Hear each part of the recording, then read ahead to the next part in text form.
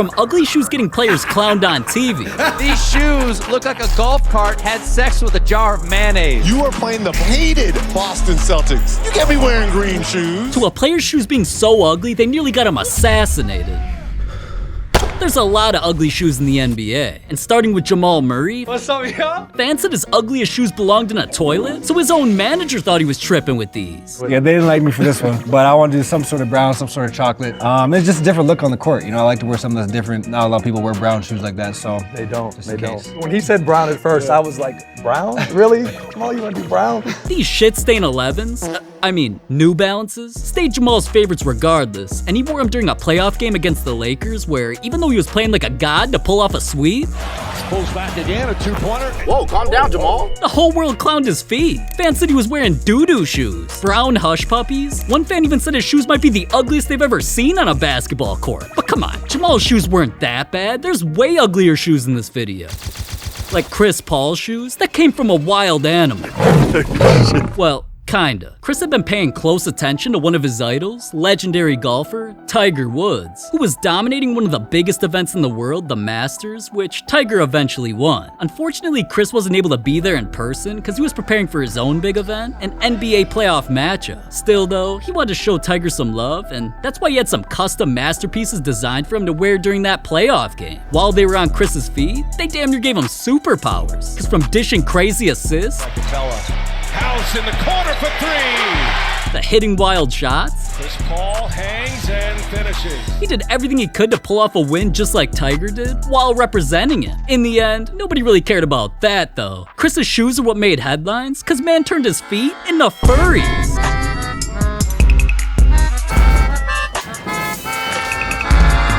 These red CP Jordan 12s were ugly to begin with, then dude added tiger fur on them. Now, some people thought these were alright, but if you know anything about the creatures on Facebook, they are ugly, so they know ugly. What the hell is that? Anyways, people were saying, that's the ugliest kicks I've ever seen. Whoever does these athletes customs be straight booty. One fan even claimed they look like Cheetos. It ain't easy being cheesy. These are just random people's opinions though, and to be honest, I'd rather be a furry than a curry, cause his shoes weren't just ugly. They got clowned by Kevin Durant so badly, they ruined an entire company.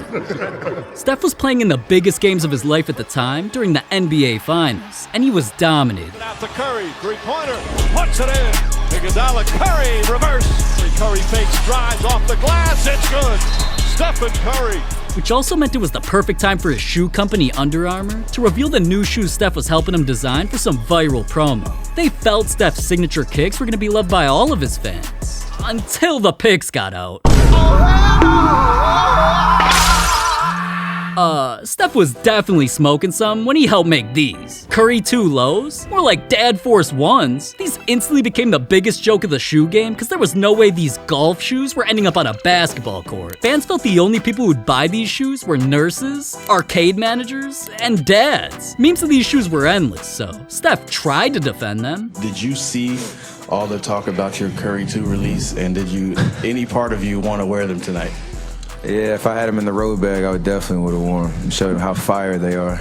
Once he said that though, the situation only got worse. He wore a pair of the shoes the next day that he wrote straight fire onto, then right after, lost his next 3 games in a row to lose the NBA Finals to Jesus Christ. Now Steph and his shoes were getting clowned all over TV. Steph, honestly, these shoes look like a golf cart had sex with a jar of mayonnaise.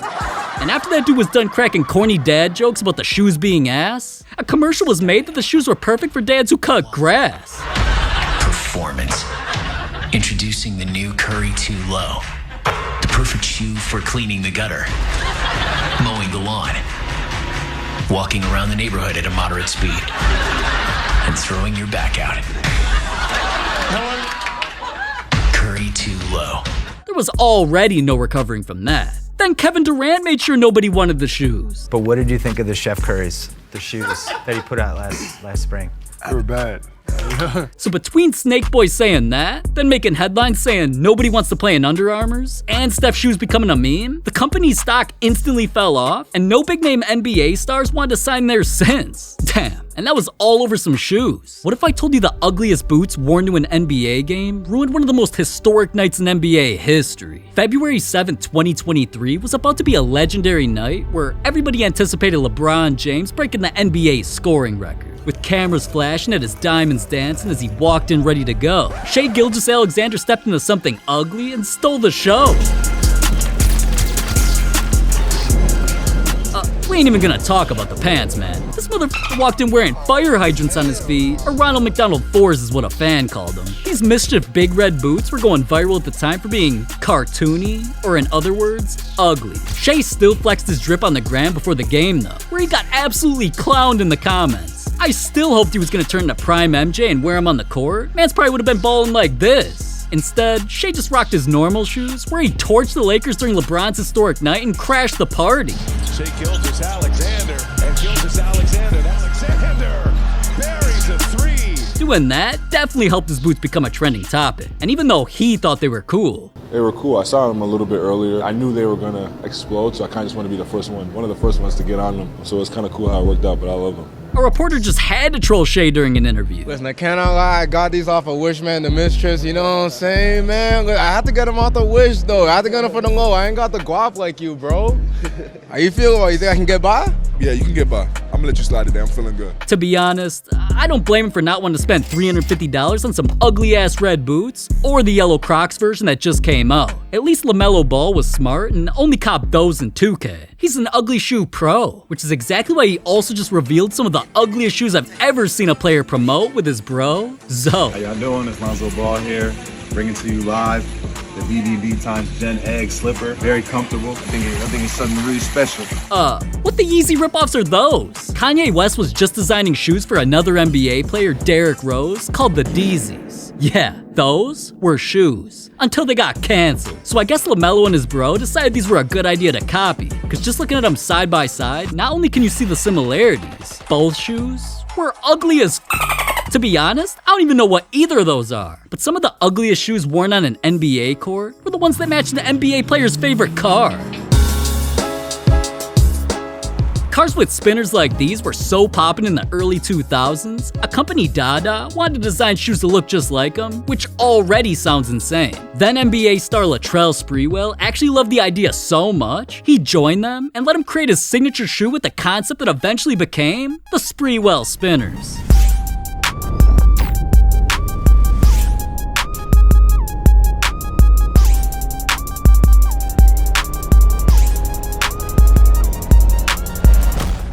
Now come on, shoes with a spinning rim on them? Not gonna act like I didn't buy a pair. The shoes were definitely ugly though, and Latrell still actually wore them during games. Other NBA players did too, so the shoes not only became a trending topic of the 2004 NBA All-Star Weekend. How about those shoes?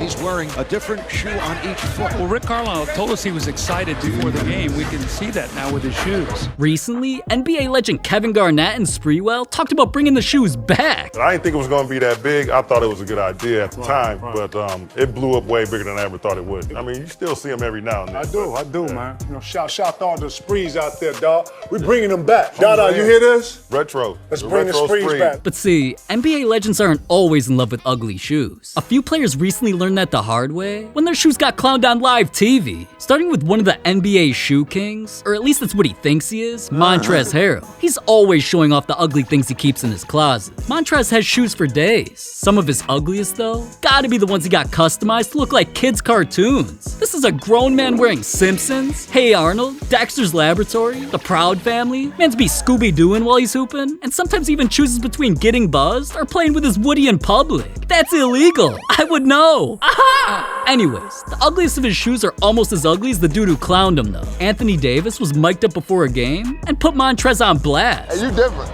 Nah, bro. Make sure y'all get a close-up on Montrezl Harrell's shoes now.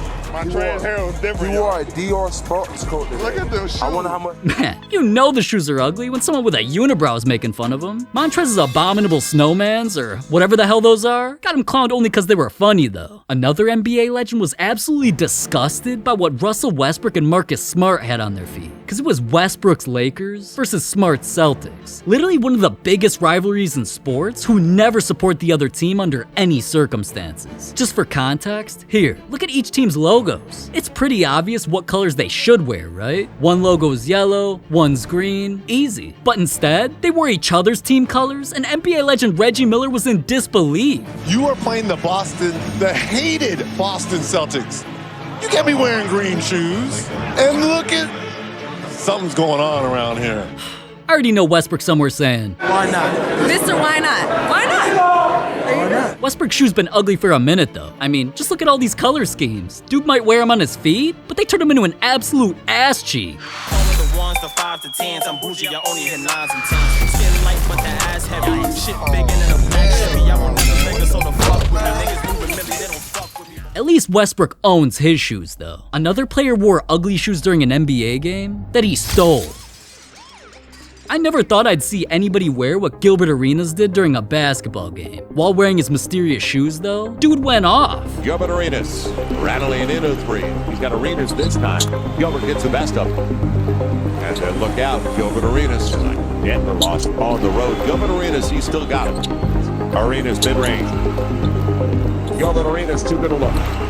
Those shoes had Arenas acting different going that off against Kobe. Arenas dropped 23 points, which in itself was an incredible feat. This game didn't become iconic because of that though. It's all because of what he wore on his feet. Dude's the only player in NBA history to wear designer shoes in a game. These strapped up Dolce & Gabbana high tops don't even make sense being on a basketball court. And eventually, he told a wild story. I didn't have a shoe contract at that moment, so I was testing out different shoes, and Nick Young came to the locker room with the Dolce & Gabbanas on, and it matched the jersey. So I just put them on. They was like, you made him give you his shoes? No, I just took the shoes. I just took the shoes, put them on, and just played. Wait, did he know? No, until we went out and shoot around. You are kidding. No. Damn, stealing your boy's new shoes and hooping in them? Now that's ugly. But Kobe Bryant's shoes were so ugly, they lost him $8 million. Kobe was just a teenager at the time when he got drafted to the NBA. Being so young though, had his team not really letting him play, he had potential to become a star. All shoe companies felt that just signing him based on a gamble was too risky though, except Adidas. Them and Kobe got a deal done, so their shoes were the only ones he was repping while he was stepping, and especially while he was dunking, like he did during the dunk contest that he won. Oh, that was big. Look at him, check him out, check him out. What was on Kobe's feet during that contest were the most poppin' Adidas shoes at the time, the EQT Elevations. And these shoes weren't too bad, but things were about to get ugly fast. Cause right after that viral performance, Kobe began turning into a superstar, and the level he was reaching while wearing a design not made specifically for him didn't make sense anymore. Adidas knew it was time for him to get his own signature shoe. The problem was that they began working a little too fast, trying to design something they thought would revolutionize the shoe game, and everything seemed alright when Kobe debuted them in an Adidas commercial. Throwing down dunks like those temporarily blinded us from reality. When the shoes were shown up close though, I had no idea what the hell I was looking at. The things were made to match Kobe's car at the time, an Audi TT. But these Toaster 2 looking ass shoes were not it. And the white versions of them, people claim these would only be worn by a stormtrooper, not a hooper. The shoes weren't only ugly though, they were f***ing up Kobe's feet so badly, he didn't even want a single other signature shoe designed by Adidas again. So we looked into his contract, paid the buyout clause for $8 million, signed with Nike, and the rest was history. But another player's shoes were so ugly, they had someone trying to assassinate him. This is Enes Kanter, and if you've heard of him, it definitely ain't for his basketball ability. His name only started ringing bells when he started beefing with LeBron in the middle of a game. And the crowd loves it. Now Kanter getting in his face. Some pushing and shoving. Kanter sticking up for his 19-year-old rookie. The two shit-talked each other during interviews. I don't care who you are, king, what do you call yourself, king, queen, princess, whatever you are. You know what, we're gonna fight. And nobody out there gonna punk us. Kanter said, and I'm gonna quote it. You can call yourself king, queen, princess, wherever. That's funny.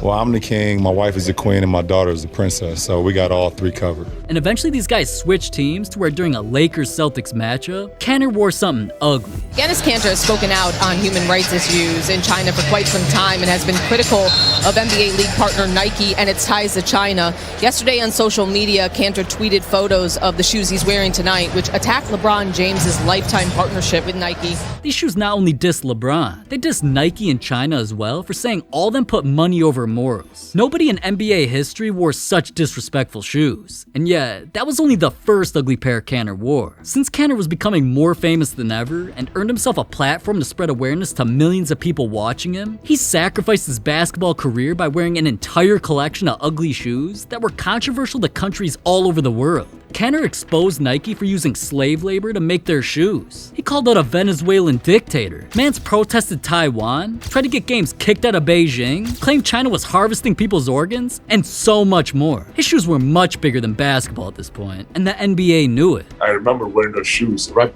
before the game, there's two gentlemen came from the NBA and said, take those shoes off. I'm like, excuse me?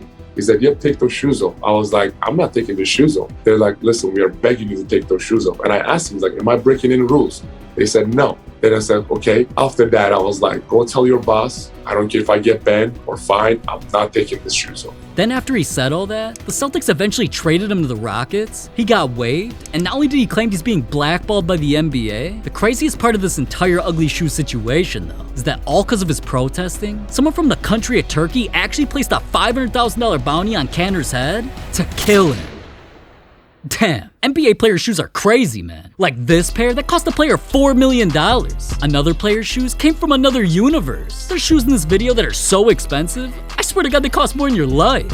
Sorry I gotta be brutal, but if you're really still here listening to me talk about shoes, what do you have to lose? Just click this video, man.